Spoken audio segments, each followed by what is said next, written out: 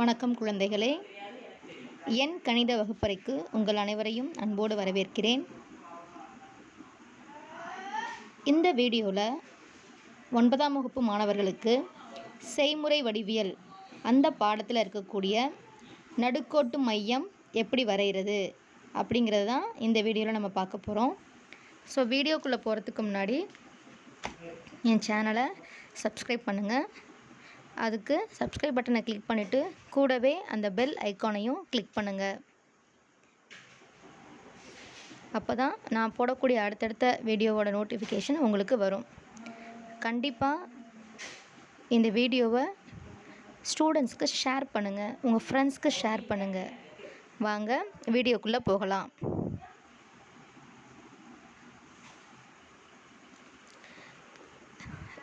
இன்றைக்கி நம்ம பார்க்க போகிற அந்த பாட கருத்தோட பேர் நடுக்கோட்டு மையம் வரைதல். நடுக்கோட்டு மையம் வரைதல். ஃபஸ்ட்டு இந்த நடுக்கோட்டு மையம் அப்படின்னா என்னன்னு தெரிஞ்சுக்கணும். ஸோ நடுக்கோட்டு மையம் அப்படின்னா ஒரு முக்கோணத்தின் 3 நடுக்கோடுகள் சந்திக்கும் புள்ளி. அந்த பேரை வச்சே நம்ம அழகாக சொல்லிடலாம். 3 நடுக்கோடுகள் சந்திக்கும் புள்ளி. முக்கோணத்தில் தான் இதை நம்ம வரைய போகிறோம். ஸோ முக்கோணம் அப்படின்னாலே 3 பக்கங்கள் இருக்குது, 3 உச்சிகள் இருக்குது, 3 கோணங்கள் இருக்குது. எல்லாமே 3 3 3 தான். ஸோ அந்த நடுக்கோடும் கண்டிப்பாக 3 தான் வரும். ஸோ அந்த 3 நடுக்கோடுகளும் சந்திக்கும் புள்ளியை தான் நம்ம நடுக்கோட்டு மையம் அப்படின்னு சொல்லுவோம். அந்த நடுக்கோட்டு மையத்தை ஜி, கேபிட்டல் ஜி என்ற எழுத்தால் குறிப்பிடுறாங்க. ஏன் அப்படின்னா இது கிராவிட்டி சென்டர், அதாவது புவி ஈர்ப்பு மையம் அப்படின்னு இதை சொல்லுவாங்க. நம்ம சயின்ஸில் படிச்சிருப்போம் புவி ஈர்ப்பு மையம். ஸோ இந்த மையத்தை தான் நம்ம புவி ஈர்ப்பு மையம் அப்படின்னு சொல்லுவாங்க. ஓகேவா? ஸோ இந்த நடுக்கோட்டு மையம் எதனால் உருவாகுது? நடுக்கோடுகள் சந்திக்கிறதுனால தான் அந்த நடுக்கோட்டு மையம் உருவாகுது. அப்போது நடுக்கோடுனா என்ன? நடுக்கோடு அப்படின்னா எல்லா கோட்டையுமே நம்ம நடுக்கோடுன்னு சொல்லிட முடியாது. ஓகேவா? அதுக்காக தான் இது உங்கள் புத்தகத்தில் இருக்காது. இது 8ஆவதுல அல்லது 7ஆவதுல ஆல்ரெடி நம்ம படிச்சிருப்போம். அந்த கான்செப்டை உங்களுக்கு ஞாபகப்படுத்துறதுக்காக இந்த கான்செப்டை நான் சொல்கிறேன். ஸோ நடுக்கோடு அப்படின்னா முக்கோணத்தில் 3 பக்கங்கள் இருக்குது, 3 உச்சிகள் இருக்குது. சரியா? அதில் ஏதாவது ஒரு உச்சியை எடுத்துக்கிறோம். அந்த உச்சிக்கு எதிர்பர ஒரு பக்கம் இருக்கும். ஸோ ஏதேனும் ஒரு உச்சியிலிருந்து அதன் எதிர்பக்கத்தோட நடுப்புள்ளியை சேர்க்கும் கோடு. ஒரு உச்சியிலிருந்து எதிர்பக்கத்தின் நடுப்புள்ளியோடு சேர்க்கும் கோடு. அந்த பக்கம் எப்படி வேணால் இருக்கலாம். பெருசாக இருக்கலாம், சின்னதாக இருக்கலாம், கோணலாக இருக்கலாம், சாஞ்சாப்பலாக இருக்கலாம், எப்படி வேணால் இருக்கலாம். ஆனால் நாம் ஒரு உச்சியிலிருந்து அதோட எதிர்பக்கத்துக்கு கோடு வரையும் போது அதோட நடுப்புள்ளி எங்கே இருக்கோ அதுக்கு கோடு போடுறதுக்கு பேர் தான் நடுக்கோடு. சரியா? ஸோ இதில் 3 உச்சி இருக்கிறதுனால கண்டிப்பாக ஒவ்வொன்றுக்கும் ஒவ்வொரு எதிர்பக்கம். அப்போ 3 எதிர்பக்கங்களும் இருக்கும். அப்போ கண்டிப்பாக நம்ம எத்தனை நடுக்கோடு வரையலாம்? 3 நடுக்கோடுகள் வரையலாம். ஸோ அந்த 3 நடுக்கோடுகளும் ஒன்றை ஒன்று அந்த வெட்டும் புள்ளியை தான் நம்ம ஜி, நடுக்கோட்டு மையம் அப்படின்னு சொல்கிறோம். சரியா? ஸோ முக்கோணத்தை இந்த புள்ளியில் நிலையாக தாங்கி நிறுத்த முடியும். ஸோ இப்போ ஒரு முக்கோண ஷேப்பில் நீங்கள் ஏதாவது ஒன்று, ஒரு அட்டையவோ இல்லை ஒரு பொருளையோ, வெயிட்டான ஒரு டைல்ஸாக இருக்கட்டும், அல்லது ஒரு பெரிய இரும்பு தகடாக இருக்கட்டும், அதை ஒரு முக்கோண ஷேப்பில் வெட்டுறோம். அதை நம்ம ஒத்த கையில் அழகாக கீழே விழாமல் நம்ம ஒத்த விரலில் நம்ம பிடிக்கணும் அப்படின்னா கண்டிப்பாக இந்த மையத்தை நம்ம தெரிஞ்சுக்கிட்டோம். இந்த நடுக்கோட்டு மையம் எது அப்படிங்கிற பாயிண்ட்டை நம்ம கண்டுபிடிச்சிட்டு அந்த இடத்துல நம்ம அந்த விரலை வச்சு அதை பிடிச்சோம் அப்படின்னா கண்டிப்பாக தகடு கீழே விழாது. ஸோ அதுதான் தாங்கி நிற்கக்கூடிய மையம். எல்லா வெயிட்டும் அந்த நடுப்புள்ளியில் தான் செயல்படும். ஸோ இதுதான் புவி ஈர்ப்பு மையம்னு கூட சொல்லுவாங்க. ஓகேவா? இதுக்கு 2 பேர் இருக்குது. ஒன்று தாங்கும் மையம் அல்லது புவியீர்ப்பு மையம், கிராவிட்டி சென்டர். இது சயின்ஸில் கூட புவியீர்ப்பு மையம்னு நம்ம படிச்சிருப்போம். ஸோ கண்டிப்பாக இது எல்லாத்தோட அடிப்படை. நம்ம எந்த ஒரு இதாக இருந்தாலும் சென்டர் ஒரு ஓரமாக, இப்போ ஒரு பொருளே இருக்குது, நம்ம ஓரத்தில் போய் பிடிச்சோம்னா அப்படியே சாஞ்சிரும், கவுந்துரும். கட்டப்போ நம்ம சென்ட்ரு பார்த்து நம்ம பிடிக்கும்போது அது சாயாமல் 2 சைடும் பேலன்ஸ் பண்ணி நிற்கும். ஸோ அந்த சென்ட்ரு தான், இதுதான் என்னது, நடுக்கோட்டு மையம். ஓகேவா? அடுத்தது இதில் ஒரு முக்கியமான 2 விஷயம் நம்ம தெரிஞ்சுக்கணும். நம்ம நடுக்கோட்டு மையம் ஜின்னு சொல்கிறோம் இல்லையா? அந்த மையம் நாம் வரைஞ்சிருக்கக்கூடிய அந்த நடுக்கோட்டை எப்படி பிரிக்கும் அப்படின்னா 2:1. அதாவது ஒரு சைடு பார்த்தீங்கன்னா 2 பங்கு இருக்கும், இன்னொரு சைடு பார்த்தீங்கன்னா 1 பங்கு. எடுத்துக்காட்டுக்கு சொல்லணும் அப்படின்னா இப்போ நடுவில் இப்போ ஒரு நடுக்கோடு இருக்குது, அதில் ஏதோ ஒரு இடத்துல இந்த ஜிங்கிற புள்ளி இருக்குன்னு வச்சுக்கோங்க. அந்த ஜிக்கு ஒரு சைடு பார்த்தீங்கன்னா 4 சென்டிமீட்டர் இருந்துச்சுன்னா இன்னொரு சைடு 2 சென்டிமீட்டர் தான் இருக்கும். ஸோ இது 2 2 4, இது 2 இதில் 2 பங்கு இருக்குது, இதில் 1 பங்கு இருக்குது. ஸோ அதுதான் 2:1. ஓகேவா? அந்த விகிதத்தில் தான் இந்த நடுக்கோட்டை இந்த மையம் பிரிக்கும்.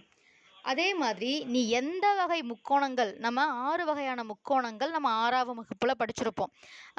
கோணத்தை பொறுத்து 3 வகையும், பக்கத்தை பொறுத்து 3 வகையும், குறுங்கோண முக்கோணம், செங்கோண முக்கோணம், விரிகோண முக்கோணம், சமபக்க முக்கோணம், அசமபக்க முக்கோணம், இருசமபக்க முக்கோணம் இப்படின்னு 6 வகை படிச்சிருக்கோம்.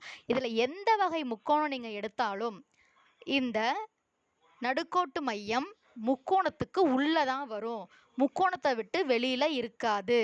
அதனால தான் இது 2 முக்கியமான குறிப்புகள் உங்களுக்கு இது 1 வேர்டில் தேவைப்படும். ஸோ நடுக்கோட்டு மையம் எந்த விகிதத்தில் பிரிக்கும் அப்படின்னா 2:1. ஓகேங்களா? அதே மாதிரி நடுக்கோட்டு மையம் முக்கோணத்தின் உள்ளே அமையுமா வெளியில் அமையுமா அப்படின்னு கேட்கும்போது அது உள்ளே அமையும் அப்படின்னு சொல்லணும். அடுத்தது இப்போ 2 படம் கொடுத்துருக்கோம், 2மே வந்து நடுக்கோட்டு மையத்துக்கு எடுத்துக்காட்டு தான். அதாவது நம்ம டேரெக்டாக இப்போ நான் கோடு எல்லாமே சாச்சாப்பில் இருக்குது, அதுக்காக நம்ம நேராக போடக்கூடாது. எப்பயுமே இப்போ ஒரு உச்சி இருக்குது, இப்போ ஃபஸ்ட்டு இந்த ப்ளூ கலர் படத்தில் பார்த்தீங்க அப்படின்னா ஏபிசின்னு 3 ஏபிசின்னு ஒரு முக்கோணம் வரைஞ்சிருக்கோம். அந்த ஏங்கிறது ஒரு உச்சி, பிங்கிறது ஒரு உச்சி, சிங்கிறது ஒரு உச்சி. ஓகேவா? அதுக்கப்புறம் அந்த ஏபிங்கிறது ஒரு பக்கம், பிசிங்கிறது ஒரு பக்கம், ஏசிங்கிறது ஒரு பக்கம். அப்போ இப்போ ஏங்கிற உச்சிக்கு எதிர்பக்கம் யார்? பிசி. ஸோ அந்த பிசியோட நடுப்புள்ளி யாரோ அதுதான் எஃப். அதுக்கு ஏற்ற மாதிரி தான் கோடு போடணும். நம்ம இஷ்டத்துக்கு நேராக கோடு போடணுன்ட்டு போடக்கூடாது. அதுதான் இங்கே இருக்க முக்கிய கான்செப்டே. முக்கோணத்தோட ஏதாவது ஒரு உச்சியிலிருந்து அதோட எதிர்பக்கத்துக்கு அதோட மையப்புள்ளியை சேர்க்கும் கோடு அதுதான் நடுக்கோடு. நடுப்புள்ளியோடு சேர்க்கும் கோடு நடுக்கோடு. ஓகேவா? மையப்புள்ளி நடுப்புள்ளி எல்லாமே ஒன்று தான். ஸோ ஏங்கிற உச்சியிலிருந்து அந்த பிசிங்கிற எதிர்பக்கத்தோட மையம் யார் அப்படின்னா எஃப். ஸோ அந்த ஏவோ அந்த நடுப்புள்ளி எஃப்போட சேர்க்கக்கூடிய கோடு தான் நடுக்கோடு. அப்போ ஏஎஃப்ங்கிறது நடுக்கோடு. அதே போல் சிடிங்கிறது ஒரு நடுக்கோடு, பிஇங்கிறது ஒரு நடுக்கோடு. ஸோ இது எல்லாமே கிராஸ். இப்போ இந்த முக்கோணத்தில் பாருங்கள், அந்த சிவப்பு கலரில் இருக்கக்கூடிய முக்கோணம் பாருங்கள், அதுவும் அதே போல் தான். சரிங்களா? அதோ எப்பயுமே நமக்கு நேராக தெரியணும் அப்படிங்கிறதுக்காக கோடை போடக்கூடாது. அந்த உச்சிக்கு எதிர்பக்கத்தோட நடுப்புள்ளி எங்கே இருக்கோ அதோடு சேர்த்து கோடு போடணும், அதுதான் நடுக்கோடு. அப்போ இதில் 3 நடுக்கோடு வரைஞ்சோம்னா 3 நடுக்கோடு எந்த இடத்துல வெட்டிக்குதோ அதுதான் ஜி, நடுக்கோட்டு மையம். ஸோ அதுதான் இந்த படத்தில் நான் உங்களுக்கு எடுத்துக்காட்டு மாதிரி கொடுத்துருக்கேன். இப்போது நம்ம புத்தகத்தில் செய்முறை வடிவியலில் இந்த நடுக்கோட்டு மையம் எப்படி வரைகிறது அப்படின்னு முதல் எடுத்துக்காட்டு, அதாவது பக்கம் 186ல் எடுத்துக்காட்டு 4.12 என்ன கொடுத்துருக்காங்க அப்படின்னா, முக்கோணம் PQRஇன் நடுக்கோட்டு மையம் வரைக. அதில் அளவு கொடுத்துருக்காங்க, PQ 8 centimetre, QR 6 centimetre, RP 7 centimetre அப்படின்னு. ஸோ உதவிப்படம் வந்து நாம் ரஃப்பாக இது நான் சும்மா சாதாரணமாக எந்த ஒரு அளவும் இல்லாமல் ஒரு முக்கோணத்தை வரைஞ்சி அதில் PQR அப்படின்னு பேர் கொடுத்துட்டு அதில் PQவோட அளவு 8 சென்டிமீட்டர், QRோட அளவு 6 சென்டிமீட்டர், RPயோட அளவு 7 சென்டிமீட்டர் அப்படின்னு நம்ம அதில் குறிச்சிடணும். ஓகேங்களா? QR வந்து நான் 5.5ன்னு அதில் தப்பாக குறிச்சிட்டேன், அது 6 சென்டிமீட்டர். சரிங்களா? இப்போ நம்ம படம் எப்படி வரைகிறது அப்படின்னு பார்க்கலாம். ஸோ ஃபஸ்ட்டு நம்ம என்ன பண்ணணும் அப்படின்னா, ஸ்கேல் எடுத்துக்கிட்டு 0ல் வந்து ஸ்கேலை நேராக வச்சுட்டு 0ல் ஒரு புள்ளி குறிக்கிறீங்க, அது P. அந்த 0ல் இருந்து 8 சென்டிமீட்டரில் இன்னொரு புள்ளி குறிக்கிறீங்க, அது Q. ஸோ இந்த Pயவும் Qவையும் நம்ம இணைச்சி ஒரு கோட்டு துண்டு வரைகிறோம். ஸோ இதுதான் ஃபஸ்ட்டு ஸ்டெப். PQ 8 centimetre. அப்போ ஸ்கேலை யூஸ் பண்ணி 0ல் Pங்கிற புள்ளியை வச்சு அதிலிருந்து 8 சென்டிமீட்டர் கரெக்டாக 8 எங்கே இருக்கோ அதுக்கு நேராக புள்ளி குறித்து அதுக்கு பேர் Q. அந்த P புள்ளியையும் Q புள்ளியையும் இணைச்சி ஒரு கோட்டு துண்டு வரைகிறோம். இதுதான் முதல் படி. அடுத்தது இப்போ நம்ம காம்பஸ் யூஸ் பண்ணுறோம். இப்போ காம்பஸில் QR 6 சென்டிமீட்டர். ஓகேவா? ஆர்பி 7 சென்டிமீட்டர் அப்படின்னு கணக்கில் கொடுத்துருக்கு. ஸோ நம்ம கையில் இப்போ பியும் கியூவும் இருக்குது. ஸோ நீங்கள் என்ன பண்ணுறீங்கன்னா காம்பஸில்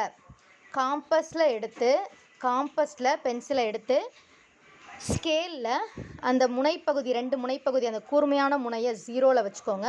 உங்களோட பென்சிலோட முனையை 7 சென்டிமீட்டர் வரைக்கும் அட்ஜஸ்ட் பண்ணி கரெக்டாக முன்ன பின்ன கரெக்டாக இருக்காமல் கரெக்டாக 0ல் வந்து ஒரு முனையையும் 7ல் ஒரு முனையை வச்சு அளந்து எடுத்துக்கோங்க. அந்த அளந்த காம்பஸை பிங்கிற புள்ளியில் வச்சு ஒரு வில்லு வரைங்க. பிங்கிற புள்ளியில் வச்சு ஒரு வில்லு வரைங்க. அதே மாதிரி கியூலேருந்து ஆருக்கு 6 சென்டிமீட்டர் உங்கள் காம்பஸில் திருப்பியும் அட்ஜஸ்ட் பண்ணி ஒரு முனையை 0லையும் ஒரு முனையை 6ங்கிற எண்ணில் வச்சு கரெக்டாக 6 சென்டிமீட்டர் இருக்கிற மாதிரி அளவு எடுத்து அதை கியூங்கிற புள்ளியில் வச்சு ஏற்கனவே வரைஞ்ச வில்லு இருக்கு இல்லையா, அது மேலே வரைஞ்சிங்கன்னா அது ரெண்டும் வெட்டிக்கும்.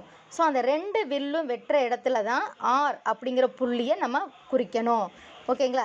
இப்போ அந்த புள்ளியை பி புள்ளியோட இணைச்சோம்னா பிஆர் அப்படிங்கிற கோட்டு துண்டு கிடச்சிரும். அந்த ஆர் புள்ளியை கியூவோட இணைச்சோம் அப்படின்னா கியூஆர் அப்படிங்கிற கோட்டு துண்டு கிடச்சிரும். ஸோ அதனால தான் நான் கலர் டிஃப்ரென்ஸில் காமிச்சிருக்கேன். ஒன்று ரெட் கலர், ஒன்று ப்ளூ கலர், ஒன்று பிளாக் கலர். ஸோ இதுதான் ஒரு முக்கோணத்தை நம்ம வரைஞ்சிட்டோம். கொடுக்கப்பட்ட அளவுகளுக்கு முதலில் நம்ம ஒரு முக்கோணத்தை வரைஞ்சாச்சு. ஓகேங்களா? அடுத்தது படி 3. இதுக்கு நம்ம என்ன பண்ணணும்னா ஏதாவது 2 பக்கம் எடுத்துக்கணும். நமக்கு முக்கோணத்தில் 3 பக்கங்கள் இருக்குது. பிக்யூன்னு ஒரு பக்கம் இருக்குது, கியூஆர்னு ஒரு பக்கம் இருக்குது, ஆர்பி அப்படிங்கிற ஒரு பக்கம் இருக்குது. ஸோ இந்த 3 பக்கங்களில் ஏதாவது 2 பக்கங்கள் எடுத்துக்கிறோம். 2 பக்கங்கள் எடுத்துக்கிட்டு இப்போ நான் இந்த படத்தை பொறுத்த வரைக்கும் பிக்யூங்கிற பக்கத்தை எப்பயுமே அடிப்பக்கத்தை கண்டிப்பாக எடுத்துக்கோங்க. சரிங்களா? அடுத்து சைடில் இருக்க 2 ஏதாவது ஒரு பக்கத்தை எடுத்துக்கிறோம். ஸோ இதுக்கு மையக்குத்து கோடு வரையணும். மையக்குத்து கோடு அப்படின்னா என்னென்னா கரெக்டாக நடுப்பற பிரிக்கிற மாதிரி 2 சமமாக பிரிக்கிற கோடு. ஏன்னா 2 நடுப்பற பிரித்தாதான் அது நடுப்புள்ளி. சரியா? அது மாதிரி ஒரு கோடு வரைகிறோம். அது எப்படி வரையணும் அப்படின்னா காம்பஸில் பியிலேருந்து கியூ கோட்டு துண்டு இருக்கு இல்லையா, அதில் குத்து மதிப்பாக இதுக்கு அளவெல்லாம் கிடையாது. பியில் கூர்மையான முனையை வைக்கிறீங்க, கியூக்கு கொஞ்சம் முன்னாடி அதாவது முக்கால்வாசி அளவு எடுத்து பிக்கும் கியூக்கும் ஒரு 1/4 பங்கு அளவு எடுத்து மேலே ஒரு வெட்டு கீழே ஒரு வெட்டு. நாம் எந்த கோட்டு துண்டை எடுத்தோமோ அதுக்கு மேலே ஒரு வெட்டு அதுக்கு கீழே ஒரு வெட்டு. ஸோ இப்போ நம்ம பிக்யூ தானே எடுத்தோம். ஸோ பியில் காம்பஸை வச்சு பிக்யூக்கு மேலே ஒரு வில்லு அதுக்கு கீழே ஒரு மில்லு, அதை அப்படியே மாற்றாமல் கியூவில் வச்சு மேலே ஒரு வில்லு கீழே ஒரு வில்லு. ஸோ 2க்கும் நேராக ஒரு பிளாக் கலரில் நான் ஒரு கோடு போட்டிருக்கேன். ஸோ அந்த கோடு அதை சமமாக பிரிக்கும். ஸோ அதுதான் மையக்குத்து, பிக்யூக்கு மையக்குத்து கோடு. சரிங்களா? அடுத்தது என்ன பண்ணுறீங்கன்னா இன்னொரு பக்கம் கியூஆருக்கு ஒரு பிளாக் கலர் கோடு வரைஞ்சிருக்கேன். ஸோ அப்போ நீங்கள் வந்து படத்தை வந்து உங்கள் அந்த கியூஆர் வந்து அடியில் வர்ற மாதிரி நோட்டை திருப்பிக்கணும். ஸோ கியூஆர் அடியில் வர்ற மாதிரி நோட்டை திருப்பிக்கணும். திருப்பிக்கிட்டு இதே போல் தான் அந்த கியூக்கும் ஆருக்கும் ஃபுல்லாக எடுக்காமல் கொஞ்சம் கம்மி பண்ணி முக்கால்வாசி அளவு எடுத்து அந்த கியூஆருக்கு மேலே ஒரு வெட்டு கீழே ஒரு வெட்டு, அதை அப்படியே ஆரில் வச்சு மேலே ஒரு வெட்டு கீழே ஒரு வெட்டு. ஸோ இதை வந்து நீங்கள் கண்ணாப்பினாடி ஏதோ ஒரு பக்கத்துக்கு அளவு எடுத்து எதுக்கோ மேலே வரைஞ்சிடக்கூடாது. அதுக்கு தான் நம்ம எந்த பக்கத்துக்கு முக்கால்வாசி அளவு எடுக்கிறோமோ அதை வந்து அடியில் வர்ற மாதிரி நோட்டை திருப்பி வச்சுக்கோங்க. ஸோ பிக்யூவுக்கு பிரச்சனை வராது. ஏன்னா அது ஆரம்பத்துலேயே நீங்கள் அடியில் தான் வரைஞ்சிருப்பீங்க. அப்போ அழகாக நேராக செங்குத்தாக வரைஞ்சிருவீங்க. அந்த கோட்டில் பிரச்சனை வராது. அடுத்தது கியூஆருக்கு போடும்போது அளவு எடுக்கும்போது கரெக்டாக எடுத்துருவாங்க சில பேர். ஆனால் அந்த வில்லு வெட்டும்போது மாற்றி வேறு ஒரு இடத்துல வெட்டிடுவாங்க. ஸோ அதுக்காக தான் சொல்கிறேன். இப்போ கியூஆரை நீங்கள் நோட்டை டைரக்ஷனை திருப்பிக்கங்க. கியூஆர் அடியில் வர மாதிரி நேராக வச்சுக்கிட்டு இப்போ நான் சொன்ன மாதிரி முக்கால்வாசி அளவு எடுத்து மேலே ஒரு வெட்டு கீழே ஒரு வெட்டு அதை கோடை இணைச்சிட்றோம். ஸோ 2 மையக்குத்து கோடுகள் கிடச்சிருக்கு. ஓகேங்களா? ஸோ அந்த மையக்குத்து கோடு வெட்டுற இடம் தான் அதோட மையப்புள்ளி, அதாவது நடுப்புள்ளி. சரியா? இப்போ நம்ம அங்கே 2 புள்ளிகள் குறிச்சிருக்காங்க பாருங்கள். நம்ம மையக்குத்து கோடு வரைஞ்சோம் இல்லையா படி 4ல், அந்த ஃபஸ்ட்டு பிக்யூவோட மையக்குத்து கோடு வெட்டுற புள்ளி தான் ஏங்கிற நடுப்புள்ளி. பிக்யூவோட நடுப்புள்ளி என்னன்னா ஏ. அதே போல் கியூஆர் அந்த வெட்டுற புள்ளி தான் பி. ஓகேவா? ஏபிங்கிறது 2 நடுப்புள்ளிகள். ஸோ இப்போ நடுக்கோட்டு மையம் அப்படின்னா என்ன கான்செப்ட்? ஒரு உச்சி எடுத்தோம்னா அதோட எதிர்பக்கத்தோட நடுப்புள்ளியோடு சேர்க்கும் கோடு. ஸோ நம்ம பிங்கிற உச்சி எடுத்தோம்னா அதுக்கு எய்த்தாப்பில் இருக்கக்கூடிய பக்கத்தோட நடுப்புள்ளி யார்? பி. ஸோ அந்த பியையும் பியையும் சேர்க்கறது தான் ஒரு நடுக்கோடு. அடுத்தது அதே போல் பிக்யூ அதுக்கு மேலே இருக்கிறது அந்த உச்சியிலேருந்து அதோட நடுப்புள்ளி ஏக்கு வரைகிற கோடு, அது ஒரு நடுக்கோடு. ஸோ 2 வந்துட்டாலே ஆட்டோமேட்டிக்காக 3ஆவதும் அங்கே தான் வெட்டும். அதனால் 2 வரைஞ்சால் நமக்கு போதும். ஸோ 2 நடுக்கோடுகள் அந்த தான் நம்ம வந்து எல்லோ கலரில் கொடுத்துருக்கேன். ஃபஸ்ட்டு நான் பிளாக் கலரில் வரைஞ்சது மையக்குத்துக்கோடு. அது அந்த நடுப்புள்ளியை கண்டுபிடிக்கிறதுக்காக வரைஞ்சது. கண்டுபிடிச்சதுக்கு அப்புறமேட்டுக்கு அந்த நடுப்புள்ளி யாருன்னு ஏபின்னு பாயிண்ட் பண்ணிட்டோம். இந்த ஏபியை அந்த உச்சியோடு சேர்க்கணும். அந்த நமக்கு டெஃபனேஷனே என்ன? உச்சியை எதிர்பக்கத்தோட நடுப்புள்ளியோடு சேர்க்கும் கோடு. ஸோ 2 நடுக்கோடையும் சேர்த்து அது 2ம் வெட்டுற புள்ளி தான் ஜி. ஸோ இதுதான் இந்த முக்கோணத்தோட நடுக்கோட்டு மையம். இப்படி தான் இந்த நடுக்கோட்டு மையத்தை நம்ம வரையணும். இதில் ஏதாவது டவுட் இருந்தால் எனக்கு கமெண்ட் பண்ணுங்கள், நான் ரிப்ளை பண்ணுறேன். ஓகேவா? கண்டிப்பாக இந்த வீடியோ வந்து உங்களுக்கு தெளிவாக புரிஞ்சிருக்கும்னு நினைக்கிறேன். என் சேனலை சப்ஸ்கிரைப் பண்ணுங்கள், லைக் பண்ணுங்கள், கமெண்ட் பண்ணுங்கள். கண்டிப்பாக ஸ்டூடெண்ட்ஸ்க்கு ஷேர் பண்ணுங்கள். இது வரைக்கும் என் வீடியோவை பார்த்ததுக்கு ரொம்ப நன்றி. தேங்க்யூ.